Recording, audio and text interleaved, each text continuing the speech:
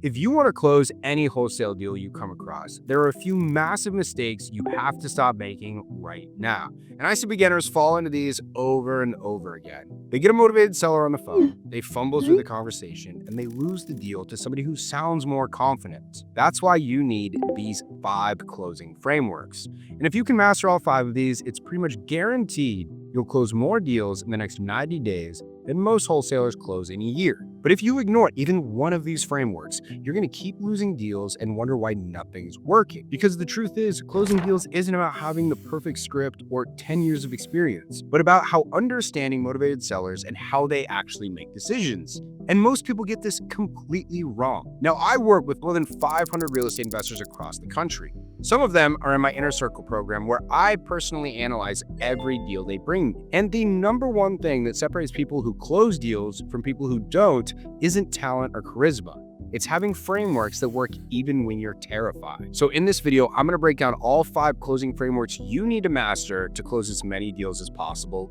Let's dive in. The first framework is the motivation questioning framework that gets sellers to say yes. You need to understand that when you're first having a conversation with a motivated seller, the last thing you want to be talking about is numbers. And I literally mean that. Like, the last thing in the conversation you should be having a discussion about is the numbers for the property, right? How much they're looking to get for it.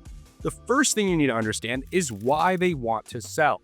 If you've ever heard me on the phone, you know the first question I ask them, I say, hey, catch me up to speed. What's got you thinking about selling this place? Because I want to hear the why, right? This is where I literally turn myself into their therapist. And all I want to hear about is what has them thinking about selling the house. Because this is a twofold effect. Number one, the more time they spend on the phone with me just talking to me, the more rapport we build. This isn't some having to learn these fancy sales tactics to build rapport. This is just a simple fact where the more time somebody spends with you is just a vote of confidence they're putting in you by the simple act of just them spending time talking to you. You don't need to be some sales god Jordan Belfort in order to do this. Simply just have a conversation with somebody for as long as possible. The second thing is, the longer they talk about why they want to sell the property, the more they're just convincing themselves of them needing to sell the property. They are literally just digging themselves deeper down the path of, I'm going to sell this house. And so what you need to get good at is understanding the difference between a bad question and a good question when we're talking about motivation. Good questions are just simple questions that will get them to talk longer. So for instance, I say, hey, catch me up to speed here. What's got you interested in selling this property? And they say, I actually recently inherited this property from, my mom who, she passed away and she left it to me, right? A good question is going to be something that gets them talking more about that. Like, okay, well, when did you inherit the property? Or how long have you had the property? Right? Something to get them to keep talking. A bad question is going to be where you move on to something else. Like, well, tell me about the property, what kind of condition it is. No, we want to have a conversation, about what's happened and basically what kind of problems is this creating in their life. Like, well, are you using the property? No. Okay. So who's paying for it? How much is that costing? How long has this been going on? Do you see what I'm saying? We're trying to understand this problem that the property poses to them, rather than moving to talk about the property instead. Now, this framework works of understanding that all you need to do is pretend that you're the therapist, because it takes the guesswork out of everything. The problem with so many new reps is they spend so much time trying to think of what it is they're going to say next. Where instead, when you're just focusing on what they're saying and trying to get them talk as much, guess what? All you have to do is focus on what they're saying rather than what clever thing you're going to say next. The next framework you need to understand is how to calculate your offer even if you have zero experience. Now look, I'm going to tell you right now that when it comes to wholesaling real estate, the very hardest part is learning how to actually analyze a deal and know what you can pay. It's completely different whether the house is going to be a flip or you're selling it as a rental property. It changes depending on what part of the country the property's in. It changes depending on how nice the neighborhood is. The nicer the neighborhood, the repairs go up, and how much it costs per square foot goes up.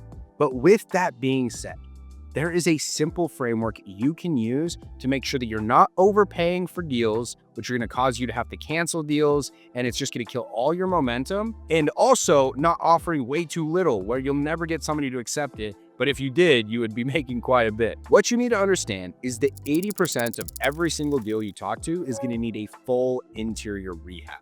What I mean by that is they're going to need to redo everything on the inside to flip the property. This is new kitchen, new bathrooms, new floors, new paint, okay?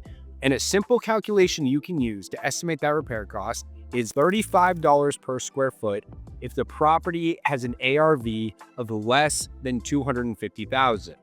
Then, if your ARV is somewhere between $250,000 and $350,000, use $40 per square foot. And if it's above that number, if it's above $350,000, you want to be looking at $45 a square foot. And that'll last you pretty well until you get to ARVs that are above, let's say, $750,000, $800,000. The thing to understand is once you can calculate what a full interior rehab is, you will know how to calculate repair costs for 80% of the deals you look at. Now, I use a very simple MAO calculator, and all it does is I plug in my ARV, which I find by just looking at other houses in the same neighborhood that have sold in the last 3, 6, or 12 months, depending on how many recent sales there have been. And I just find the one that has had a full interior rehab, and I use that as a blueprint property. Now, obviously, if you can find multiple of these, take the average of their prices, that's gonna be best. But when you're first starting out, you need to remember, this is kind of like horseshoes and hand grenades. You don't need to be exact, you just got to get close because you're not actually buying the house. So the key is find the blueprint property, take the ARV, and then from there, I just back out all the costs. First, I back out the closing costs that the end buyer will pay when they buy it from me, because remember, the end buyers pay all the closing costs. I back out the closing costs they're going to pay when they sell the property, because remember, these people are going to flip the property, sell it, they're going to sell it on the market because they want to get the most amount of money. Now, typically, they're going to have good relationship with a realtor who's going to cut them a deal, but that's typically going to be around 5%, right? This is going to be some percentage to the seller's agent, some percentage to the buyer's agent, and then closing costs again, which they will be splitting with the end-to-end buyer more than likely. From there, we're going to back out the repair costs, right? You're going to either use $35, $40, or $45 per square foot, depending on what the ARV of the property is. Then you're going to back out investor profit. This is how we know that our deal is going to be a grand slam for end buyers when we send it to them. Now, typically, investor profit is going to be between 10 and 15% of ARV. What I mean by that is if a property's ARV is $400,000, we're going to want to calculate somewhere between $40,000 and $50,000 in investor profit. This is how we know that it's going to be worth it for the end buyers. And when we actually get the deal under contract and we're looking for that end buyer, it makes it a super easy sell because we say, look, I ran the numbers. You're going to go ahead, you're going to do a full interior remodel. That's going to cost you $40 per square foot. Then you're going to have a property that's worth $400,000. And when you sell it for that, even after paying closing costs when you buy the property, paying closing costs when you sell the property, and paying for the rehab, you're going to walk with between $40,000 to $50,000. And then it's going to be an easy sell to get that assignment contract signed. Now, as I said, learning how to analyze deals is 100% the hardest part of getting into wholesaling real estate. Everything else I can teach you within like a 3-hour period, which is what I do in my free course that's available on YouTube. However, for people who want to go get their first deal as quickly as possible, that's one reason why people join my inner circle is I actually analyze all their deals for them. I have years of experience analyzing deals, so I can tell exactly what I'm going to be able to sell a deal for, and that's what allows me to sometimes pay more than my competition and beat out my competition on deals because I can offer just a little bit more than them because I know where my numbers are going to be. And it takes the guesswork out of figuring out how much you can offer when you can just submit it to me. I tell you what your comps are, what the repair costs are, what comps to bring up to the seller, and how much to offer so that you can go in confident. If you're interested in learning more about my inner circle, where I will help you close your first deal in the next 90 days, guaranteed, or your money back, go ahead and hit the link down below in the description to figure out if it's a good fit for you. Now, here's where most beginners get stuck. They understand the framework and they know what questions to ask, but when it comes to actually analyzing the deal and knowing what to offer, they freeze up. Because the truth is, deal analysis takes reps. It takes seeing hundreds of deals to know what's a good deal and what's not. And that's one of the reasons why I built my Inner Circle program, where wholesalers like you can submit deals to my team on a daily basis so that we can analyze it within 24 hours. We tell the wholesaler exactly what to offer and what they can sell it for. On top of that, we actually do 4 weekly group calls where we go over deals live to sharpen your skills as much as possible. If you want to be a part of the Inner Circle, where we're going to help you close your first deal in less than 90 days guaranteed or your money back, I'll leave a link down below that you can check out to see if you qualify. Framework 3, how to present your offer without sounding like a thief. One of the biggest problems I see with newbies is they make an offer and they have to offer way lower than what the seller is asking, and they either don't make the offer or they do make the offer and then immediately shrink up because the seller starts to yell at them about how that's way too low, I would never take that. You need to understand, we're presenting an offer at where the house needs to be bought as an investor. That's obviously going to be different than what it is for market value. I want you to think about this from the seller's perspective. Let's say I called you up and you had a house that you own. And I called you up and I said, how much do you want for it? How would you figure that out? Well, you'd probably go on your phone, go to Zillow, search your address, and just say what the Zestimate is, right? Look, when you make an offer that's way too low, you have to be able to reframe the offer to show them that you're not being ridiculous, that you're treating them fair. And the way you do that is by explaining exactly how you got your numbers. For me, I tell them, look, this is simply a math equation. I know when you look and you see that Zillow says your property is worth X, but it's not taking into account the fact of what we talked about earlier, that your property needs a new roof.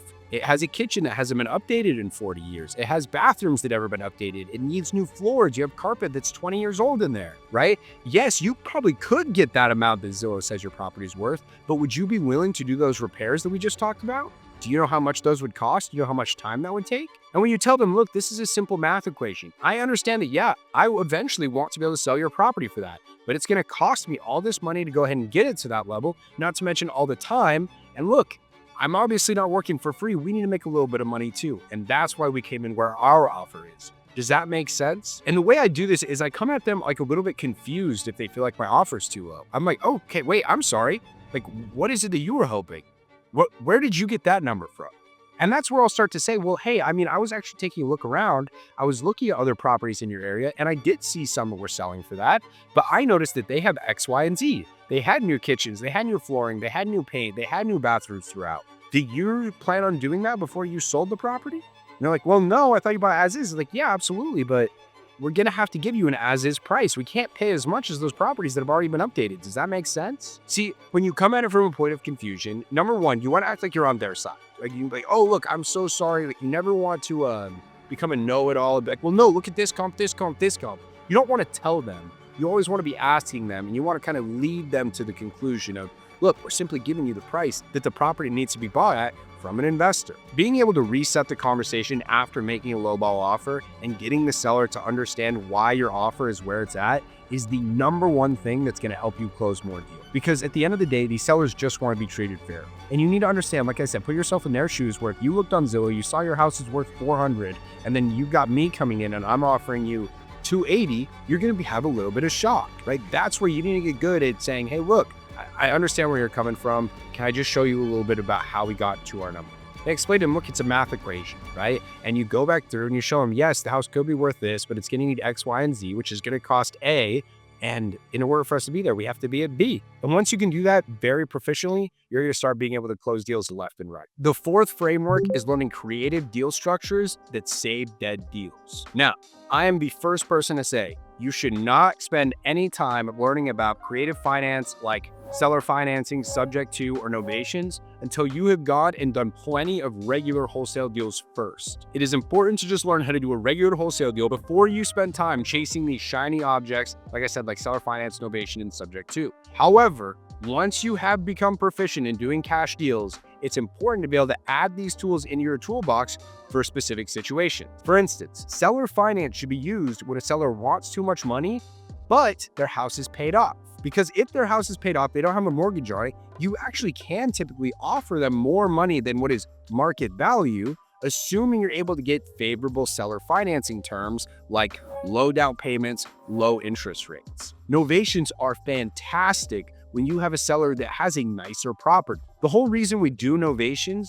is because it allows us to sell properties to buyers that are getting conventional financing like FHA loan. But the only way that works is if the property can actually qualify for a conventional financing loan like an FHA loan, meaning it's going to meet some inspection. So when you have a property that needs a bunch of repairs, you can't just try and do a novation to be able to offer the seller more money. It doesn't work that way. Another thing to be a note with novations is they take longer. If somebody needs a quick close, they're not going to be good for a novation because it takes longer because you still have inspection periods and financing contingencies like you would have when you list the deal on the market.